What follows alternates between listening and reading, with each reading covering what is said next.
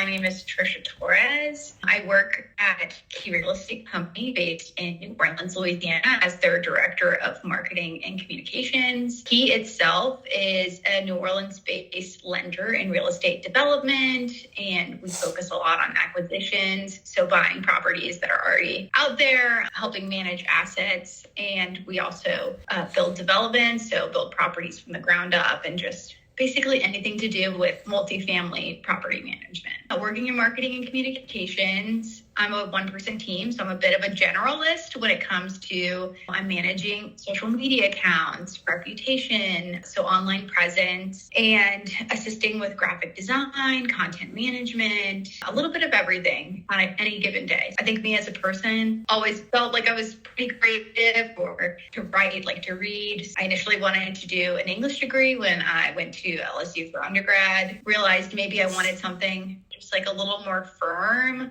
in terms of searching for a job post-grad, and really gravitated towards mass communication, which I got a concentration in public relations. And that just really lended itself to working in marketing and communications, because a lot of times you'll find that as a dual role. Just to give the audience some background, Ms. Torres is a former mentor of mine and boss at the Riley Student Recreational Center, where we did marketing. What would a typical day look like for you? Walk me through your typical day. Every day I come into my office. A lot of times I'll just work through my inbox, see if any work requests came through from properties or potentially our managers. I'll also look through my calendar, because every day it kind of varies if I'm sitting on leasing calls. So listening to property activity, hearing how many tours they have this week, how many leases, and where they may need support, or just, troubleshooting any technical issues, because we have a lot of data that feeds from a content management system to other tech like our websites, our internet listing sites, so things like apartments.com, rent.com, Zillow. It's a lot of, troubleshooting that stuff on any given day. And then I also have these higher level projects that come from our chief operations officer, our director of asset management. That could be anything from posting content for new developments just to build hype as we're finalizing construction, working with renderers to get imagery for our development, and, helping assist the team with signage and other requests like that. It's a lot of a mixed bag day to day, but I think firm structure of every day is, looking through my inbox,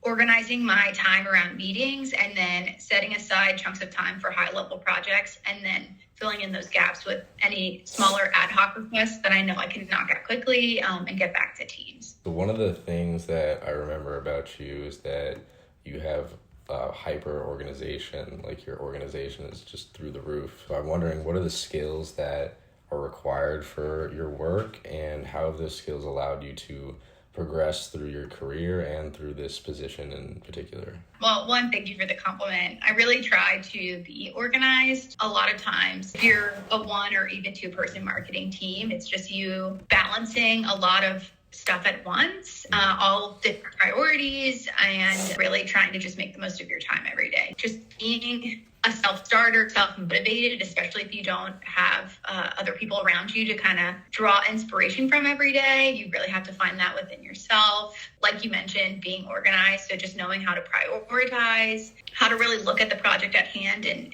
kind of gauge how much time is this going to take. Who is the project coming from? So maybe ranking things by priority, and being adaptable, collaborative, and maintaining a positive energy. I always try to be the most positive person in the room if I can. I always say that marketing is like an ongoing group project forever, and group projects can be messy. They can be stressful. They can be cluttered at times. So it's trying to keep things moving and keep the energy high, and just keep pushing through until you succeed and get stuff done. I guess that goes right into my next question of what are the most challenging aspects of this position. You're talking about the group project aspect of it. Could you touch on that a little bit more?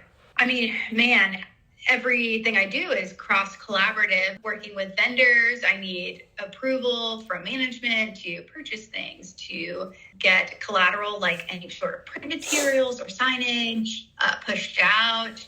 I work with accounting to get the funds for it. It's just trying to figure out what the priority of this project is, line everything up with the right people involved, make sure everybody who needs to see something gets eyes on it. You have time for feedback, you have time for revisions. It's just maintaining a good timeline if you can. Sometimes things are coming together very quickly, and so it's a race to the finish. Sometimes you really get to baby something, take the time with it. It's not always like that, but it kind of adds to the energy and excitement of every day because things are running at such different rates. What do you find to be the most rewarding aspects of this position? In terms of reward, it could kind of be twofold. So internally, just working with the people in this organization, I'm doing a lot of training around how to post good content. If you're a leasing agent working with social media or a property manager who's having to, manage accounts for the very first time. So if people can come to me with questions and feel comfortable doing so, that's something that's rewarding. I think looking at it from a corporate standpoint in terms of helping people find housing, that in itself is very rewarding just because home is such a sense of comfort, a sense of security. And so being able to help push out a really luxurious or comfortable product that people can feel safe and happy in and start to really cultivate a very fruitful life per se and contribute to their community, that's helping people flourish in general is really rewarding. What are the credential requirements for this position? Are there any credential or is it more skill-based? It kind of depends on where you go, for sure. I think a lot of people prefer a bachelor's degree of some kind, but I don't think that's necessarily a requirement, especially for a more creative or portfolio-based role like marketing and communications. I think if you have the skills and experience to show that you can supplement that degree, you could be just as successful. And although I have a master's degree from Tulane University, that, it doesn't necessarily give me any leg up on anybody else who has an equally as good portfolio. So a lot of times you'll find employers can't say they prefer a bachelor's, but I think if you have, the subsequent work experience, especially in things like graphic design, content management, if they're looking for a generalist, which most people are, you really can't go wrong if you just have the experience. What was the training that most greatly contributed to your development towards achieving this position? This is a great question.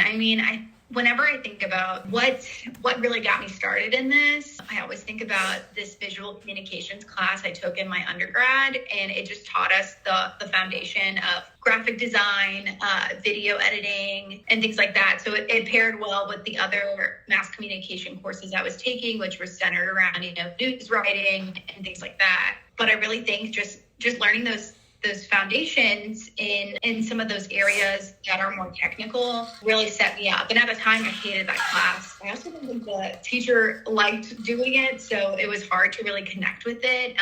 And I was so convinced my concentration qualifications, I'm going to be writing press releases and doing media work. Like, I'm not going to use graphic design. And now I'm in Adobe Creative Cloud every day, helping build out brands and doing a lot of sort of that visual communication work. So I really credit that as being so great to my personal development. And then, of course, you take on, internships when you're a student, or you take on jobs post-grad, and just, working on those little projects every day. It's like flexing a muscle, and you just get really strong and comfortable with doing stuff like that.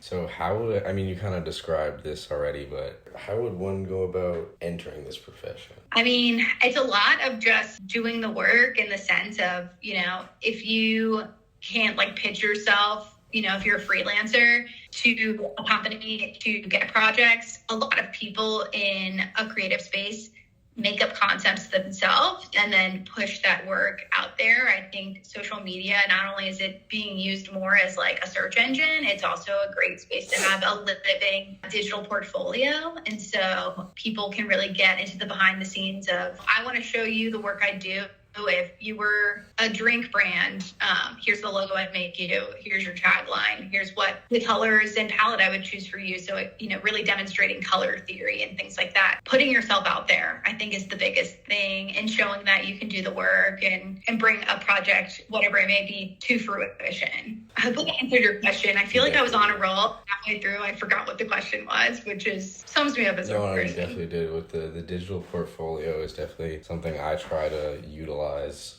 to the fullest extent. We have these platforms that we can display ourselves on, so it kind of assists in the resume process. And then you got LinkedIn and all those things, and that's kind of why we're here today, just to show that I can speak and ask questions. Social media sites like LinkedIn have come so far, and being able to be a free space to show off your work. Whereas when I graduated in 2018, you could link, I think, articles to your LinkedIn account, but now you can, publish full pieces and PDFs and images, and now social media is so advanced, it's not a single static image anymore. There's reels, there's carousels, there's stories and highlights. So it's so much more accessible for people to get their name out there and get their work out there, rather than just having to build a site and try to push people to that as much as you can. What are the personality traits that are required to be successful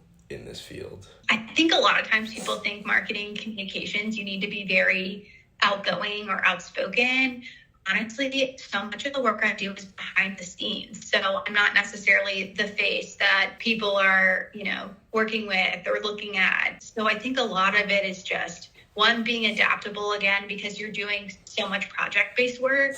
Obviously, you need creativity, a lot of patience, and just that adaptability I mentioned previously, where no day is the same. Every project is different depending on what you do. So like I said earlier, I work in real estate now, work with a lot of properties, but they vary in size, style, resident community. So just really meeting people where they're at and having the foresight, or just the thought to try and really pick apart goals and support and figure out on a case-by-case basis what people need, and not try to just do a general sweeping, portfolio-wide change or adjustment. Yeah, that's something that all my guests on the podcast have mentioned, the ability to adapt and adjust to the situation. I see that theme coming up a lot when I talk to my mentors. Why would you suggest that someone take this career path? I think you really just have to, if you want to work in marketing or communications, just really enjoy creating meaningful connections. Just enjoy the fact that every day is different. I'm not, let's say, working in accounting, the formulas are the same. The, quote unquote math, because it's technically not math, is coming out the same way. Yeah, you just gotta enjoy the energy of every day, and just enjoy pushing yourself creatively in terms of what you can do and make. And I hope that was a good answer, a good meeting answer. Yeah, definitely. A lot of the people who I talk to, the ones who enjoy their career the most have less of a typical day and more of things are different each day. It's a little less tedious and more creative. Those people seem to thrive the most. You spend more of your time at work than anywhere else, so either really enjoy the people or really enjoy what you're doing, if possible, is kind of the key to success, I think, in any job. Absolutely. Do you have any final words of advice for us youngsters out here trying to make our way in this world?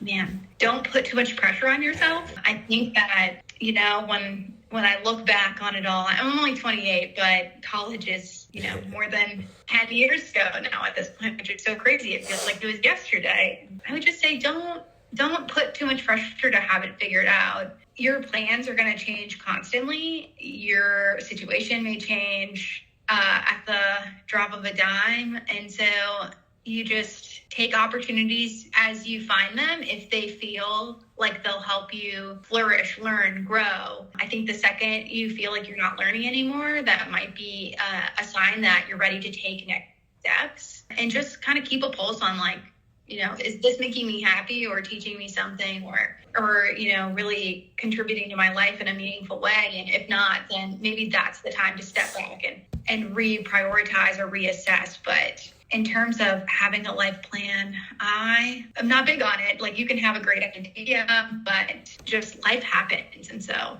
I think that's my biggest thing is kind of go with the flow if you can. And just remember, we're on a floating rock in space. So it's probably not too serious or too deep if something's really troubling you. Right on. That is awesome. Thank you so much for being here today. It was an absolute pleasure. Always happy to hop on a call and help. It's an honor to be asked to be your informational interview for your project.